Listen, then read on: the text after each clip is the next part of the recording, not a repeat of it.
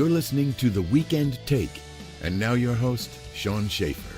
Hello, everyone, and welcome to The Weekend Take. I'm your host, Sean Schaefer, and with me this week is actor, director, and founder of the Midnight Film Festival, Freia Titland. How are you doing this week, Freia?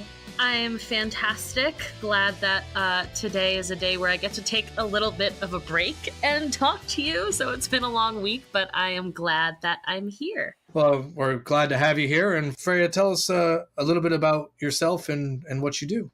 Oh, God, this is like the worst, isn't it? No, I'm just kidding. I always say at the start of the first class of the semester, because I'm a film professor as well, I always tell the kids within the first 5 minutes, I go, all right, here, let's get the worst part out of the way, a little bit about myself. So that's where we are.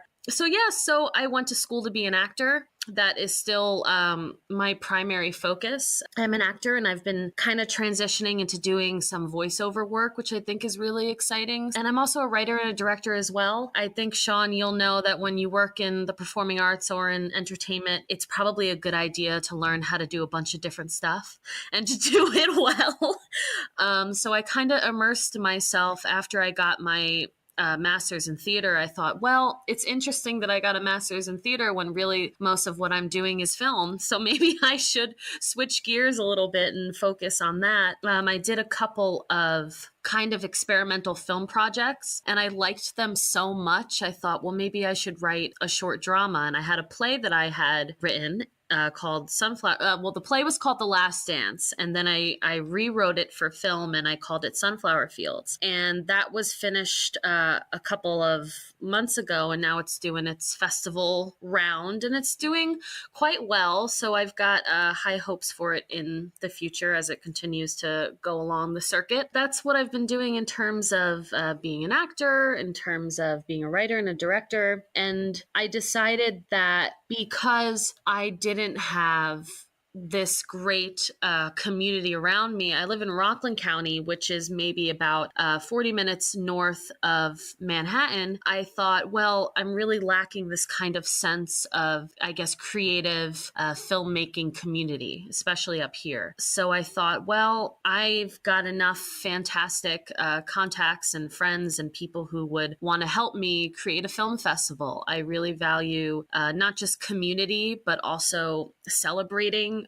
our own achievements and the achievements of others and celebrating art and creativity in general. And so I figured, let's make a film festival and let's screen some films and get everybody together. And so the Midnight Film Festival was born. And it's not just the festival itself. You're also doing kind of like the 48-hour festival of... That's right. So we're doing year-long programming. Our festival kicked off on January 12th. That was our first event. That was our big event. It went incredibly well. I was so surprised. I don't know why I was surprised. I shouldn't have been because I worked really hard. But I guess, whenever you do something for the first time, you cross your fingers and you hope, well, I just hope it happens. I met so many fantastic filmmakers, not just from all over the country, but from all over the world. And we decided that year-long programming was the way to go. I have a team of people. Yes, I've got a panel of judges. I have my fantastic friend Tamara, who is a producer and a digital content creator. And I've got Rocco, who is a marketing manager for Sony. So fun fact, we're also taking music videos. They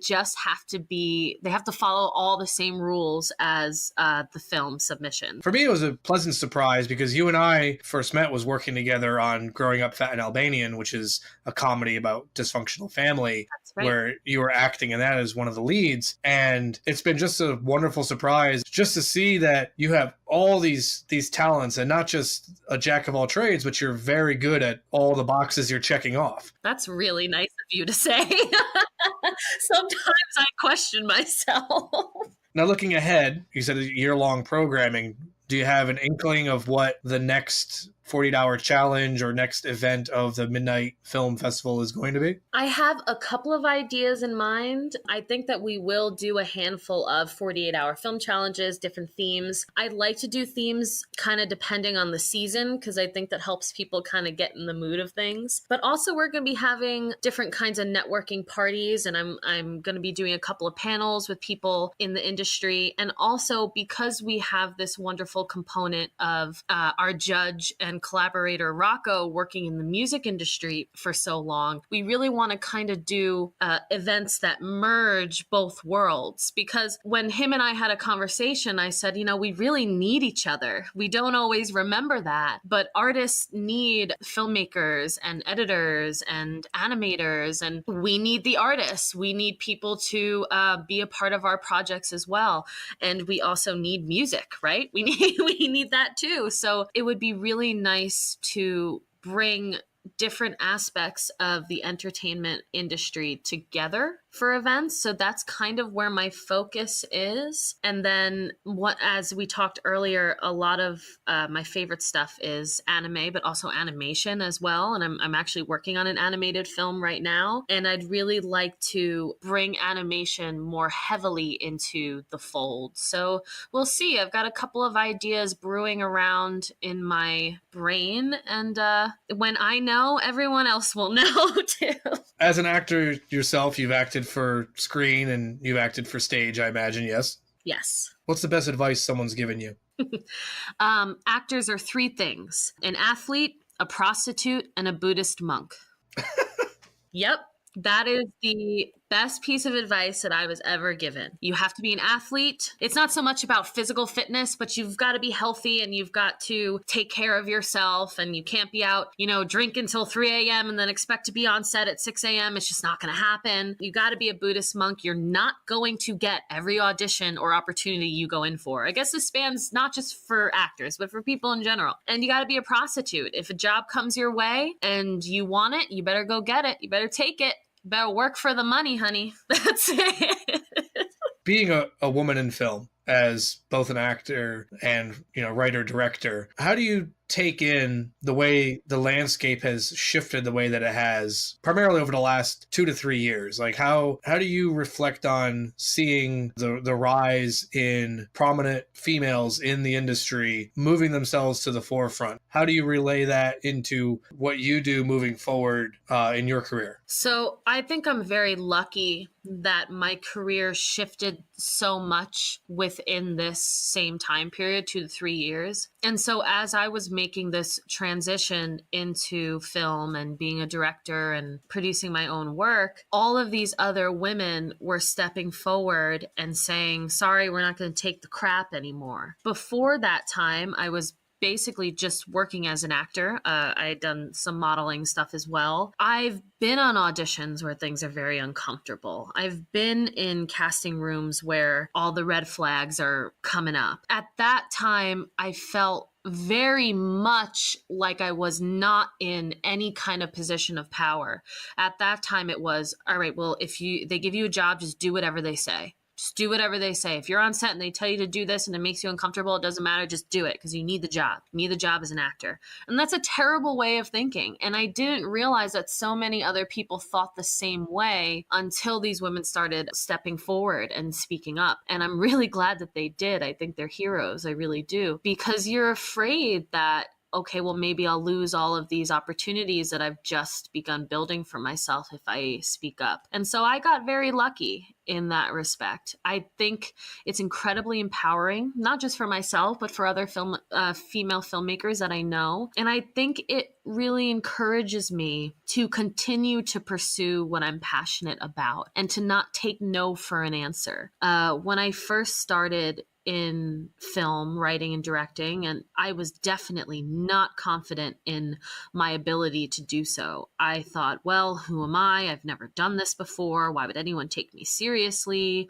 All of the things you tell yourself, right? And I did a couple of things and they got into a couple of festivals and I was pleased with them. And I thought, okay, all right, well, maybe we can learn more and keep going. And I think the trick is to keep learning and to trust your instincts. And I think that's really what I'm going to take with me as I move forward, is not to take no for an answer, not to distrust myself, and to know that it doesn't matter if I'm a woman. I can be in this, I guess you could call it a position of power, whatever you really want to call it, and have my voice heard, and that it should be heard, and that I have a story to tell, and my stories are just as good as anybody else's. Very well put. And do you yourself have a favorite female director? Can I say myself? You absolutely can. I'm giving myself a confidence boost. So I'm going to say me. I'm my favorite. There we go. All right. Well, then you are the one to watch in 2019 then. Oh, boy. Now the pressure's on now. Well, Freya, I do want to thank you for taking the time to tell us a bit more about yourself and what you do. And just real quick, let the listeners know where can they go to learn more about you and the Midnight Film Festival, and maybe give us some of the social media handles that you use for either yourself or for Midnight Film Fest. Absolutely. So on Instagram, you can find me at Freia Titland _actor. I'm sure my name will be written somewhere, so you'll know how to spell it. For Midnight Films, it's Midnight Films NY.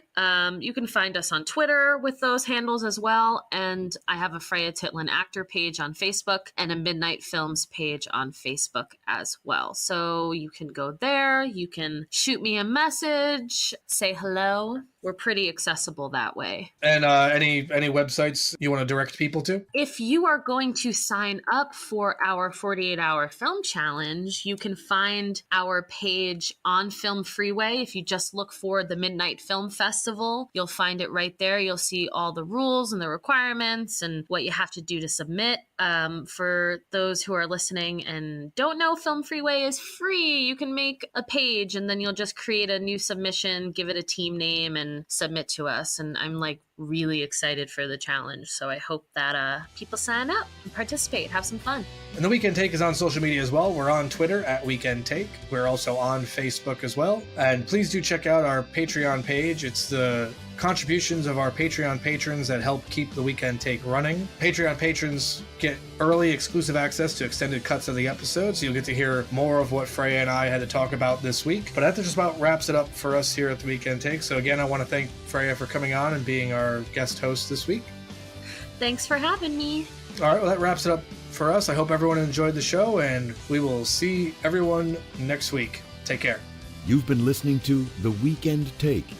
Be sure to subscribe on iTunes and Google Play and follow us on Facebook and Twitter. Visit our Patreon page to become a patron of The Weekend Take, and for as little as $1, you'll receive exclusive content and perks.